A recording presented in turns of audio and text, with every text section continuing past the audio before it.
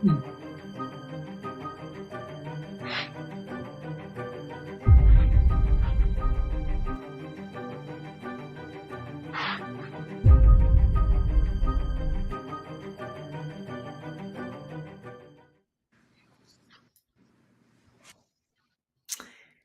Hello, hello, hello, and welcome to Secrets of the 1%, the debrief. This is the show after the show.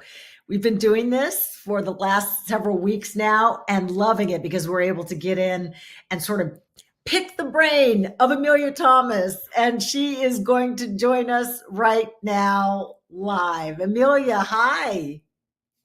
Hey, Renee, how are you this evening? I'm good. I'm good.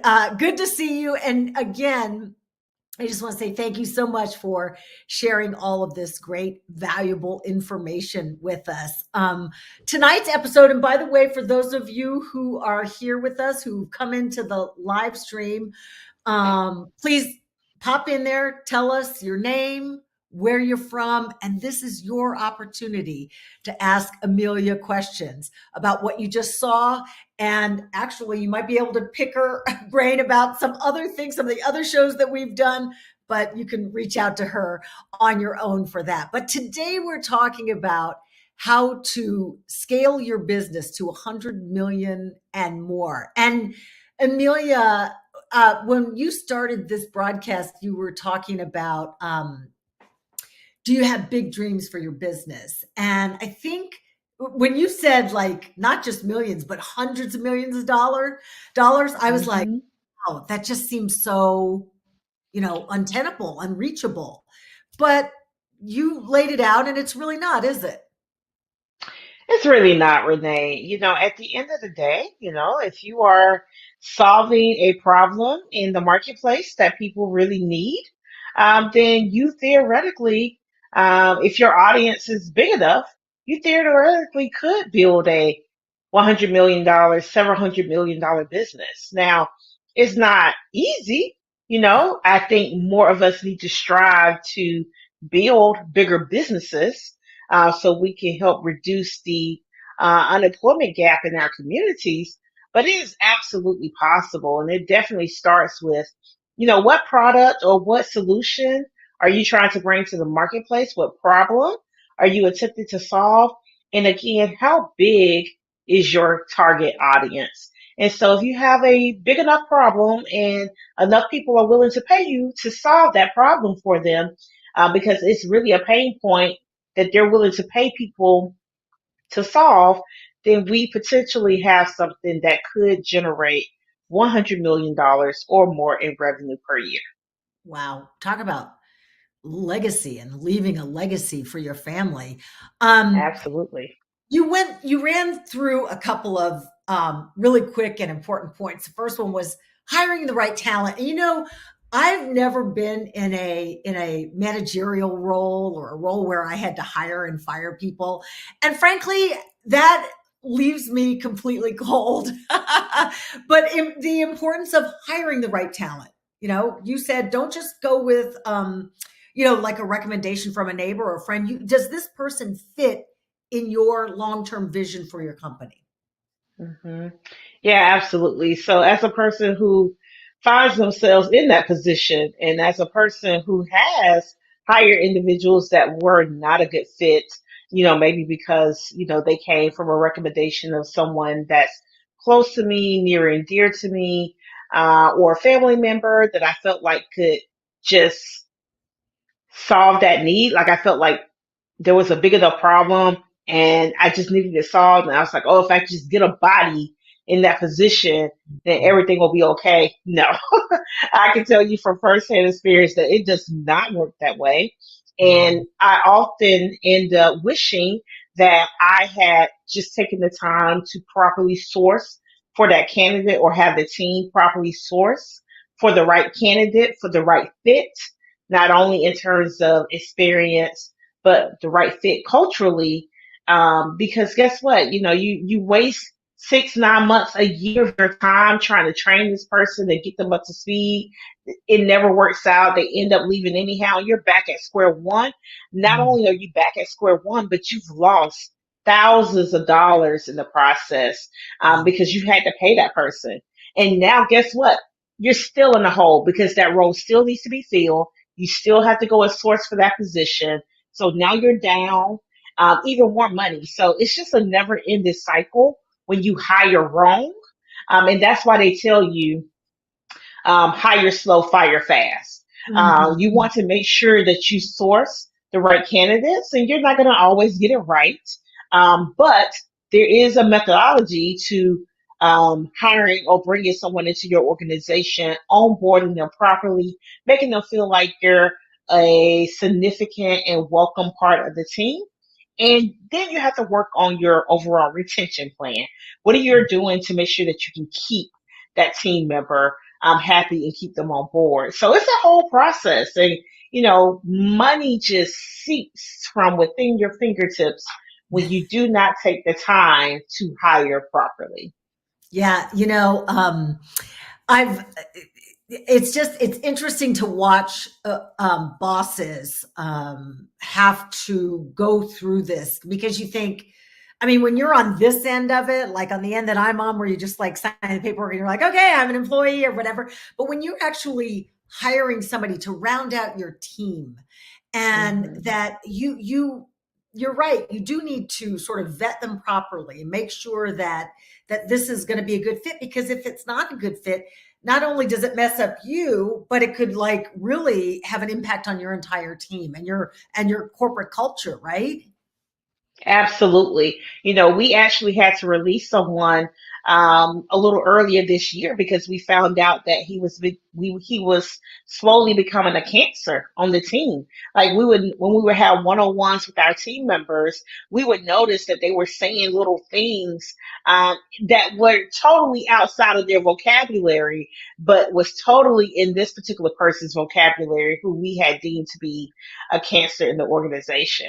And Mm. so you definitely want to make sure that you help people escort themselves out the door the moment that you realize that they're not a good fit or that they're trying to bring dishevel or chaos into your organization because you Mm. just simply cannot have that. Like we have too many goals, we're too driven, we have services to deliver to our clients, and we just cannot have internal upsets, particularly centered around one or two people because they're upset. So, uh, company culture and fit is so important, and making sure that you stay on top of your business and not allow other people to run the business for you.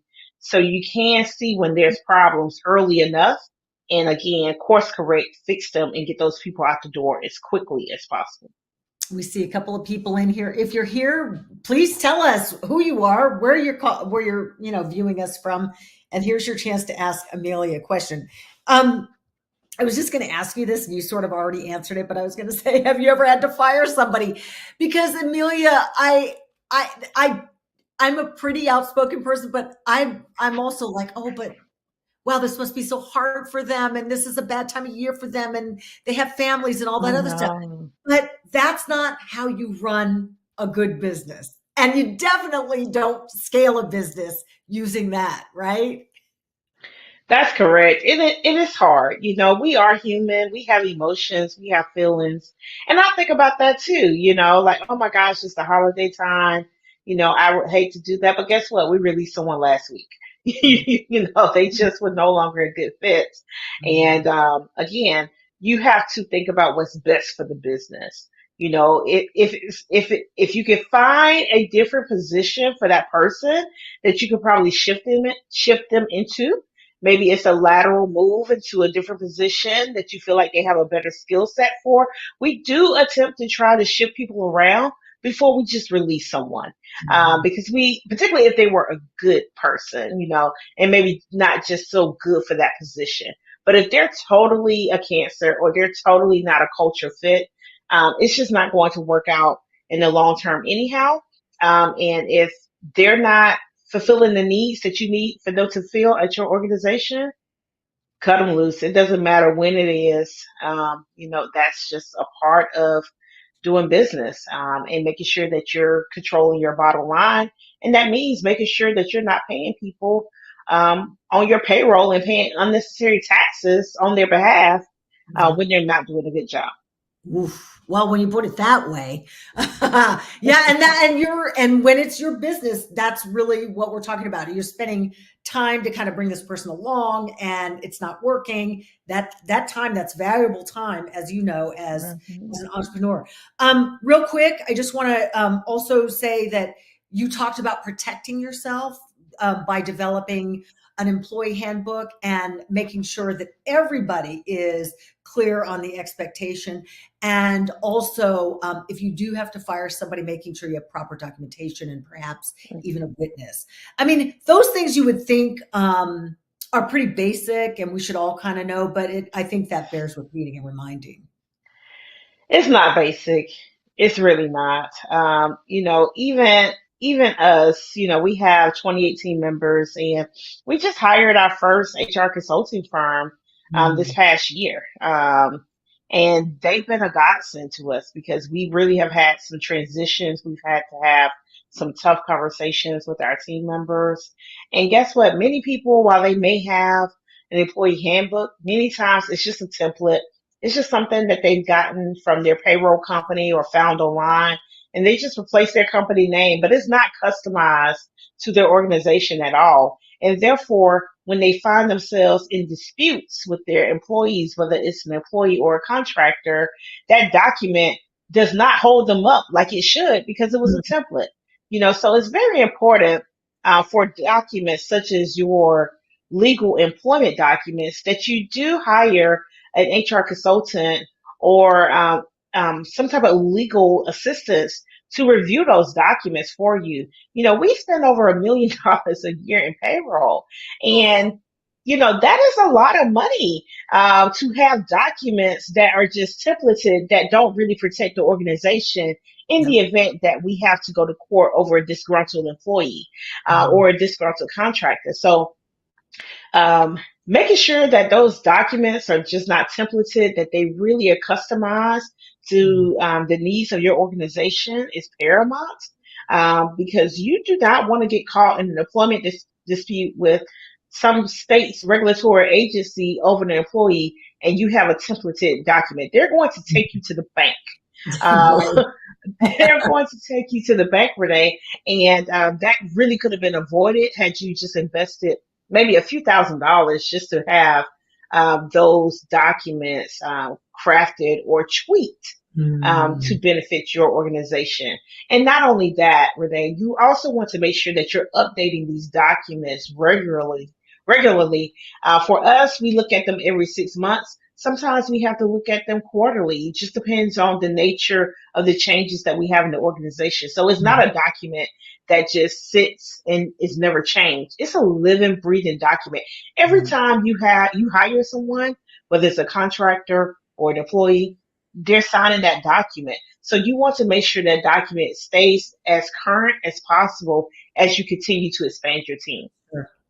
As I wrap this up, I just want to say the overarching, I guess, sort of thing that I take away from the time that we've spent on this series with you is this idea that you take these few steps in advance of the big sort of you make sure everything's in place so that you don't Mm-hmm. run into trouble on the back end. You do the work on the front end so you don't get in trouble on the back end. You pay attention Mm-hmm. to the detail. You do all of these things. I'm getting this sense that It goes back to planning. right, right. Absolutely. I love it, Amelia. Well, Amelia, next week is the series that we're going to talk about the episode that you said you like the best, which is investing in real estate. So those folks who are in watching, who've been enjoying Secrets of the 1%, please make sure you tune in next week. And again, Amelia, you said you like this one. Why? Oh my goodness. I love this particular episode because we have no idea how much money exchanges hands and therefore leaves our community when we're Mm, buying, building, or refinancing a home. So this episode really sheds light on that so we can really understand how much money literally just seeps again from our communities every Mhm. time we buy a house, every time we build a house, every time we refinance a house. I mean, it is astronomical. And we need to do a better job of keeping money in the community and understanding how much money is being moved in real estate will help us do that. Yeah. All right. So that's next week. And then we, of course, will have our same talk back after that as well. Amelia, thank you so much for your time tonight. Thank you for the time that you spent with us on this series and this invaluable information. And have a good night, Amelia. Thank you, everyone. Thanks, Renee. Thanks, everybody.